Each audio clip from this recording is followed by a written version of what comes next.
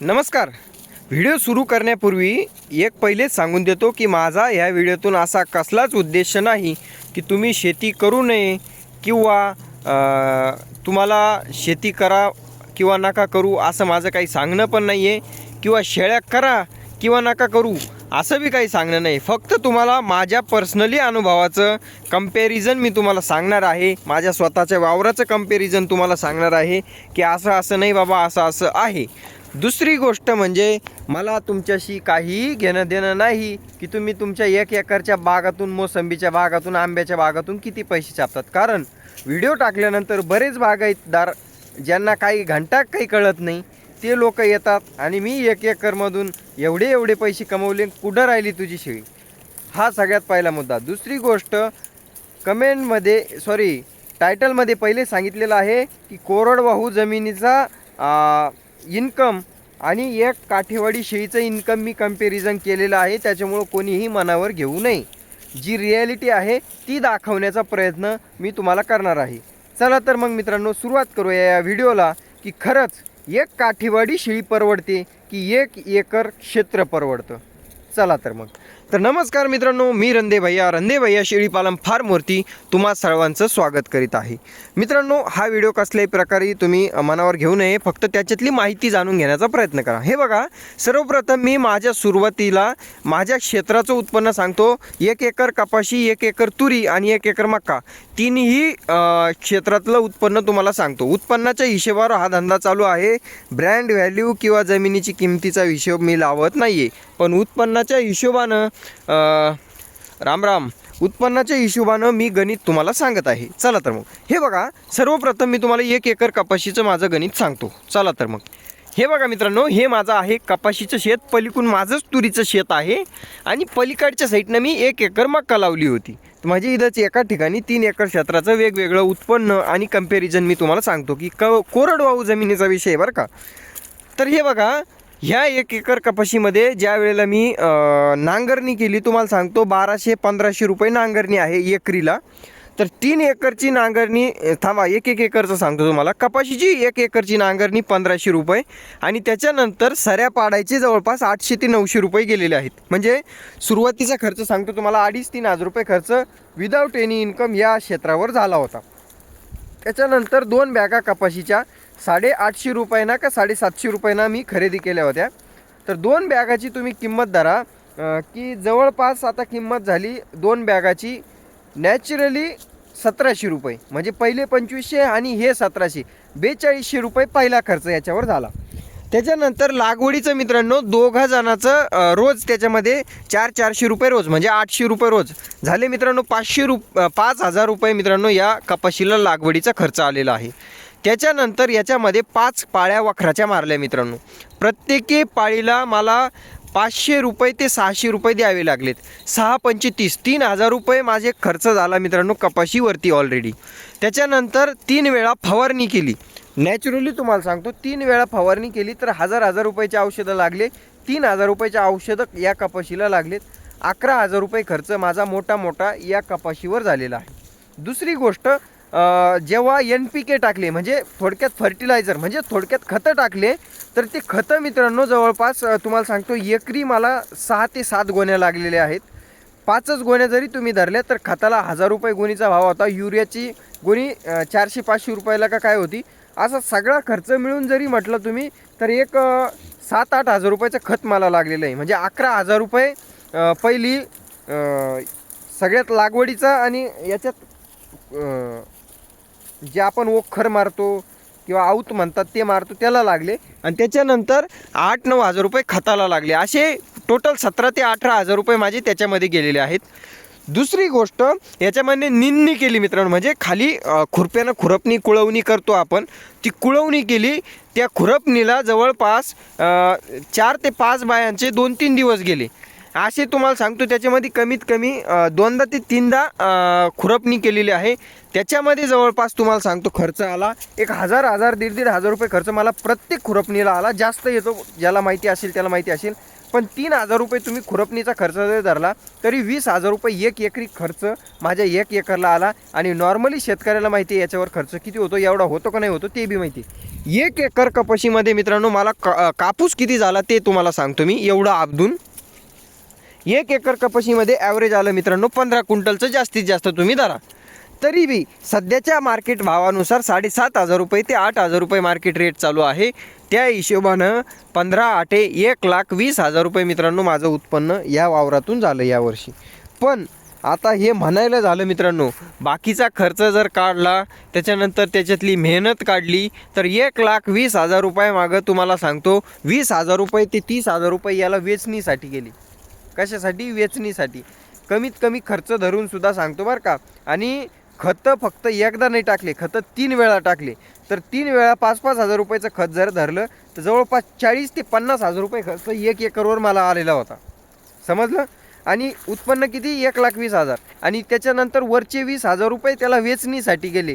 कारण तुमच्याकडे काय भाव आहे मला माहीत नाही, पण आमच्या इकडं 50 ते 60 रुपये 5 शिऱ्या म्हणजे 5 किलोला 50 ते 60 रुपये द्यावे लागत होते. तर असे 15 क्विंटलला तुम्हाला जवळपास सांगायचं म्हटलं तर तुम्ही हिशेब लावा आता की 1 क्विंटल कापूस वेचायला जवळपास 1,000 रुपये जात होते. असे 15 क्विंटल कापूस वेचायला 15,000 रुपये माझे वरच्यावरती गेले. त्याच्यानंतर माझा स्वतःचा घरच्यांचा राबण्याचा खर्च वगैरे काढलं तर 10,000 ते 20,000 रुपयाचे वर काय घंटा बी याच्यात उरत नाही तुम्हाला सांगतो. आणि यावर्षी कपाशीला भाव आला आणि यावर्षी 15 क्विंटलचं ॲव्हरेज बसलं. हे बी जास्तीत जास्त ॲव्हरेज धरलं आपण. एवढं ॲव्हरेज बसत नाही नॅचरली, पण धरलं आपण. तरी बी याच्यात जास्त काही मिळलं नाही यावर्षी. तुरीचं जर सांगायचं म्हटलं तर तुरीत यावर्षी बरं राहिलं, पण हे दरवर्षीचंच राहील अशातला काही भाग नाही आहे. आता एका काठीवाडी शेळीचं उत्पन्न मित्रांनो मी तुम्हाला सांगतो. कपाशीचं सांगितलं, कोरडवाहूमध्ये सांगितलं. आता हे बी लय मोठा खर्च धरला ॲक्च्युअलमध्ये काढलं तर काही उरत नाही त्याच्यामध्ये. पण चला एका शेळीचा खर्च सांगतो मी तुम्हाला माझ्या. ही मुंगळी शेळी मित्रांनो तुम्हाला तर माहितीच आहे. या मुंगळ्या शेळीनं मला या निव्वळ 12 महिन्यामध्ये एक वेध दिला असं तुम्ही धरा. मागच्या जानेवारीपासून तर या जानेवारीपर्यंत सांगतो तुम्हाला. मागच्या जानेवारीला हिचं दूध चालू केलं होतं मी डेअरीला टाकण्यासाठी. एका टायमाला 1 लिटर दूध या शेळीचं तुम्ही धरा. जानेवारी ते जूनपर्यंत हिचं दूध काढलं मी असं धरा तुम्ही. आता नॅचरली जर सांगायचं म्हटलं तर ह्या शेळीचं मित्रांनो मी दूध खाल्लं जवळपास 2 लिटर दिवसाप्रमाणे 6 महिने दूध खाल्लं. तर असे 6 महिन्यातले 30 दिवस जर धरले तुम्ही तर 6×18 180 दिवस हिनं दूध दिलं मला. किती लिटर? 260 लिटर दूध मित्रांनो मला ह्या शेळीनं दिलेलं आहे असं तुम्ही धरू शकता. 360 लिटर दूध हिनं दिलं. 30 रुपये लिटरनं पैसे धरा. तरीही किती पैसे होतात मित्रांनो याचा अंदाज आहे का? किती होतात? 360 लिटर दुधाचे 30 रुपये लिटरना किती पैसे होतात? 100 लिटरचे 3,000 रुपये, 300 लिटरचे 9,000 रुपये आणि वरच्या 60 लिटरचे पैसे होतात जवळपास 1,800 रुपये. म्हणजे जवळपास 10,800 रुपयाचं या शेळीनं मला दूध दिलं. खर्च जर म्हटला तर वरचे 1,800 रुपये हिच्यावर खर्च जरा तरी 9,000 रुपये हिनं मला दूध दिलं. आणि सध्याच्या काळात हिच्या खाली मित्रांनो आता काय झालं, आपलं नशीब नव्हतं यावर्षी, पण मग एक नॅचरली जर हिच्या खाली 2 पाठी जर धरल्या मित्रांनो, प्युअर काठेवाडीच्या 2 पाठी आहेत आणि प्रत्येक शेळीनं 2-2 पिल्लं आपल्याला दिले होते. तर हिच्या खालच्या 2 पाठीमधली 1 पाठ विकली आपण. 1 पाठ आज बी 9,000 रुपयाला विकते मित्रांनो. म्हणजे जवळपास या शेळीनं मला 20,000 रुपये उत्पन्न दिलेलं आहे. बघा मग काय परवडतं. आता एक शेळी सांभाळायला परवडते की 1 एकर क्षेत्र राबायला परवडतं? कारण तिकडं लफडा लई मोठा आहे. याला जागा मिळत नाही, पुन्हा लेबर मिळत नाही. याच्यामध्ये काही नाही, तुम्हाला चारा आणून टाकायचा. म्हणजे तुम्ही जर 4-5 एकर कोरडवाहू जमीन करत असाल तर माझं असं पर्सनली मत आहे की तुम्ही 4-5 शेळ्या पण सांभाळाव्या. त्या शेतीला जोडधंदा द्या. शेतीला जोडधंदा दिल्याशिवाय तुमचं घर चालणं सध्याच्या काळात खूप मुश्किल आहे बाबांनो. शेती नसेल तर 100% तुम्ही 10 शेळ्या पाळल्या तर 10 एकर कोरडवाहू वाल्याला भारी आहे. कारण तुम्हाला सांगतो मी, क्षेत्र किंवा शेती करण्यासाठी तुमच्याकडं मी जे म्हटलो मला 50-60 हजार रुपये खर्च आला, तो तर काय माझ्या खिशात नव्हता. त्याच्यामुळं बियाणं मला उधार घ्यावं लागलं. उधार घेतल्यामुळं त्याच्यावर 3 रुपये टक्का लावला, 50-60 हजार रुपयाचं 3 रुपये टक्क्यानं 6 महिन्याचं व्याज लावा तुम्ही, किती होतं तुम्हाला लक्षात येईन. 8 ते 10 हजार रुपये माझी व्याजातच गेली. खताचं व्याज सांगतोय तुम्हाला बरं का. खत, बी बियाणं आणि हे नांगरणी व खरणी खुरपणी याच्यामध्येच तुम्हाला सांगतो 8-10 हजार रुपये एक्स्ट्राचे चालले जातात. त्याच्यानंतर बायांना पैसा द्यावा लागतो, तो घरातून काढला म्हणजे तो काय घरातला आला का, नाही, दुसऱ्याकडून घेऊन द्यावा लागतो, त्याला 3 रुपये टक्का द्यावा लागतो. त्याच्यापेक्षा म्हणजे ते तर करा, ते करू नका अशातला भाग नाही, परंतु त्याच्यासोबत जर मी 5 शेळ्या सांभाळल्या तर तुम्हाला निव्वळ सांगतो मी 10 शेळ्यापासून कमीत कमी गेल्या 1 वर्षामध्ये मी कमीत कमी 2 लाख रुपये कमावले असतील. जास्त नाही, 2 लाख, 1.5 ते 2 लाख रुपये मी कमावले, ते बी आरामात 10 शेळ्यापासून बरं का. आता एक्स्ट्राचं इन्कम मी तुम्हाला काही सांगत नाही, पण नॅचरली, नाही तर टाकायची इन्कम टॅक्सची धाड, पण नॅचरली सांगतो तुम्हाला की हा धंदा परवडतो भाऊ. 1 एकरला 1 शेळी कधी बी भारी भरती. याच्यामध्ये अजून जर गणित केलं तर लय खर्च आहे शेतीमध्ये, ते आपण धरीत नाही. एक माणूस राबवतो त्याच्यामध्ये वर्षभर.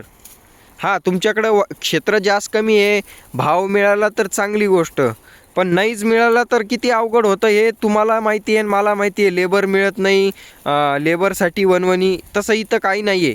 तुम्ही तीच 1 एकर जागेमध्ये थोडंसं तुम्हाला सांगतो मी, आता थोडंसं नॉलेज देतो, जास्त नाही. एक 5 गुंठ्याचं जरी शेततळं केलं ना, ते 5 गुंठ्याचं शेततळं तुमचं बाकीचं 1 एकर रान भागवतो. किती दिवस? उन्हाळ्याचे 6 महिने बरोबर. बाकी हिवाळ्याचे 2-3 महिने आणि पावसाळ्याचे 4 महिन्यामध्ये पाणी तर तिला मिळून जातं वरूनच. पण 6 महिने 5 महिने जरी पाणी तुमचं 5 गुंठे शेततळ्याचं पुरलं ते 1 एकर जमिनीला, त्या 1 एकर जमिनीत जर तुम्ही चारा लावला, 1 एकर जमिनीच्या जीवावर मित्रांनो 20 शेळ्या तुम्ही आरामात सांभाळू शकतात. आणि त्या 20 शेळ्या तुम्हाला कमीत कमी 4 लाख रुपयाचं उत्पन्न एका वर्षाला देतात.